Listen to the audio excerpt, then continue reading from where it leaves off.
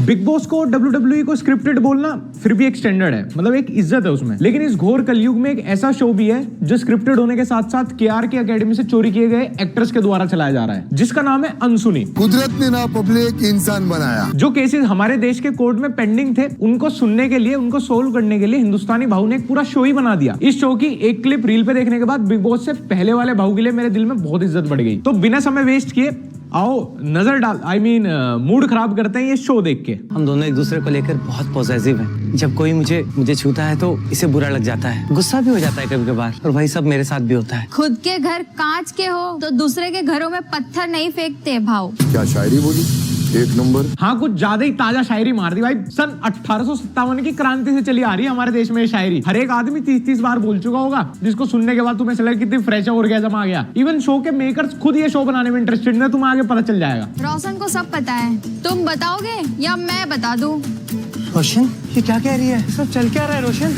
मेरी बात पे विश्वास करो संकेत, I love you so much. मैं तुमसे बहुत प्यार करता हूँ, तुम इसकी बातों में मत आओ। जो एक सेकंड पहले लेफ्ट में बैठा था वो अगले शॉट में राइट में आ गया। और एक्टिंग तो भाई माशाअल्लाह। इवन आजकल जो यूट्यूबर्स यूट्यूब छोड़ के वेब सीरीज बना रहे, इनसे तो बढ़िया ही एक्टिंग कर ले रहे हैं वो भी। और मैं सब बताता हूँ। जब मेरे पिताजी की डेथ हुई थी तब मेरी माँ बहुत बिखर गई थी, और उनसे मुझे पता चला कि संकेत के पिता उन्हें बहुत असॉल्ट करते थे और बिना उनके कंसेंट के वो उनके साथ नाजायज संबंध बनाते थे। भाऊ का जो थोड़ा बहुत सोशल मीडिया करियर बचा था, किसी हरामी ने इसको डुबाने की साजिश में पूरा शो लिख दिया। अबे किसी ने बीच में शूट रोका भी नहीं, क्या किसी के अंदर तो थोड़ी सी इंसानियत बची होगी? क्योंकि वो मेरी माँ का फायदा उठाते थे, और फिर मैंने भी ठान लिया था कि मैं भी उसके बेटे का फायदा उठाऊंगा। फायदा उठाना?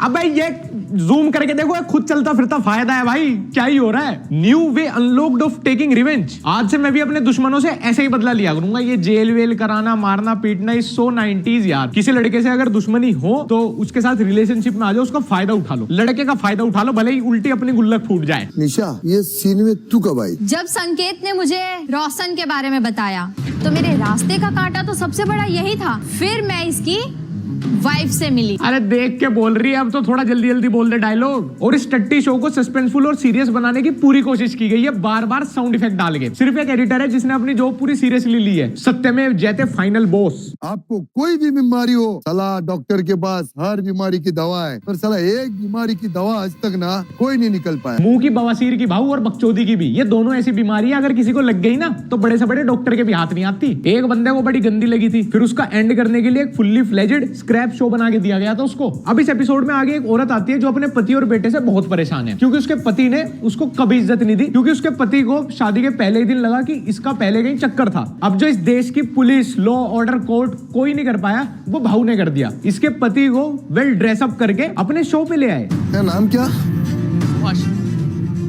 हाँ, बहुत रियल है, बहुत रियल है। अब थोड़ा स्लो मोशन में देखते हैं। भाऊ के हाथ और इसके गाल के बीच में इतनी जगह है कि नितिन गडकरी जी इसमें 8 लेन एक्सप्रेस वे निकाल दें। इन दोनों के बीच इतना बड़ा गैप है जितना मेरी फोटो देखने के बाद लड़कियों के लेग्स के बीच। ऐसा लग रहा है जैसे सीआईडी और सत्यमेव जयते के सेट पे से भगाए गए मेकअप दादाओं ने बदला लेने के लिए एक शो बनाया और उसका नाम अनसुनी रख दिया। भाऊ के शो का नाम अनसुनी इसलिए रखा गया कि जो बातें कहीं नहीं सुनी गई वो यहाँ सुनी जाएंगी। नहीं, बल्कि इसका नाम अनसुनी इसलिए है कि यहाँ जो बातें होंगी तुम्हें वो अनसुनी करनी है। और इस सुनने सुनाने से याद आया, मैं भूल ही गया तुम्हें बताना। मेरे दोस्त, आर्कटिक फोक्स जेट स्पीकर से सुनने में जो मजा, फोक्स सुनोगे अब भाऊ भी अगर अपना भाऊ इस स्पीकर का साउंड आना सुना और साथ में कॉल्स भी ले सकता है, वो भी बिना हाथ लगाए। और लुक्स की तो तुम क्या ही बात करो यार, एकदम मेरे पे गया लुक्स के मामले में, शो स्टीलर। वैसे तो आम लोगों के लिए इसका प्राइस है 999 रुपीज। तो अगर तुम इसको लेने की सोच रहे हो, जो कि तुम्हें बिल्कुल सोचना चाहिए, तो इस पे एक डिस्काउंट भी है। अगर तुम मेरा कूपन कोड लक्ष्य 799 यूज करोगे on their official website arcticfox.com, तो ये आपको मिलेगा 799 रुपीज का। Link is in the description. उसका किसी का साथ पहले अफेयर था, शादी के पहले। तेरे को कैसा मालूम? मुझे पता चला बाद में। सुहागरात होती है ना, पता है ना, तभी उसका खून नहीं आया। जब सारे अंतर्वासना पढ़ने वाले एक ही शो पे मिल जाए तो यही सब होता है। ये शो हाथों से नहीं बल्कि बुंड से लिखा गया है। जिन चीजों की कल्पना एक नॉर्मल आदमी कभी नहीं कर सकता, उनकी कल्पना ये करवा देंगे। ये शो जिसने भी लिखा है उसके लिए मैं 21 तोपे तो अरेंज नहीं कर पाऊंगा, पर हाँ 21 पैराग्राफ में कुछ आधुनिक गालियां जरूर दूंगा उसको। इसके बाद शो पे इन्वाइट किया गया उस औरत का बेटा। कौन है ये? कौन है? नहीं जानता।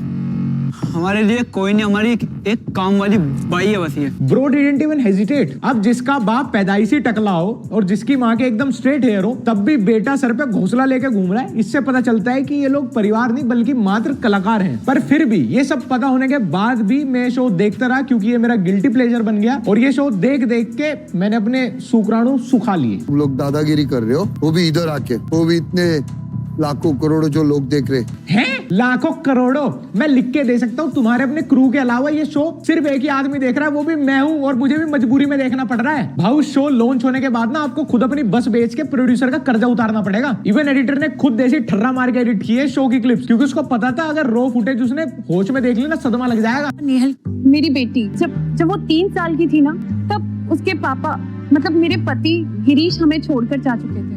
बस ऐसे ही मेरी जिंदगी में पीयूष आए। कौन है ये पीयूष? पीयूष गिरीश के बहुत खास दोस्त हैं। मेरे पास तो इमोशंस खत्म हो गए। नहीं, कौन सा इमोशन ना हूं मैं? हंसूं रहूं, गुस्सा भी तो नहीं आता इनके ऊपर। ये लोग जो शो पे आ रहे हैं ये सब कुछ ठीक करना चाहते हैं, सब कुछ खराब करना चाहते हैं। मतलब जो बात सिर्फ 2 लोगों के बीच रहनी चाहिए थी, वो 2 को छोड़ के सबके बीच आ रही है। मैंने अपनी बेटी को अपने पति के साथ अपने ही रूम में करते देखा। अरे इस शो पे हवस के अलावा कुछ है क्या भाई? जब देखो जहां देखो यही सेम केसेस आ रहे हैं, बस पात्र बदल रहे हैं। मतलब हगना है बट जगह चेंज कर करके हगना है। भाव के इस इतने यूनिक कॉन्सेप्ट वाले शो को ना अवार्ड मिलना चाहिए बेस्ट कॉमेडी शो।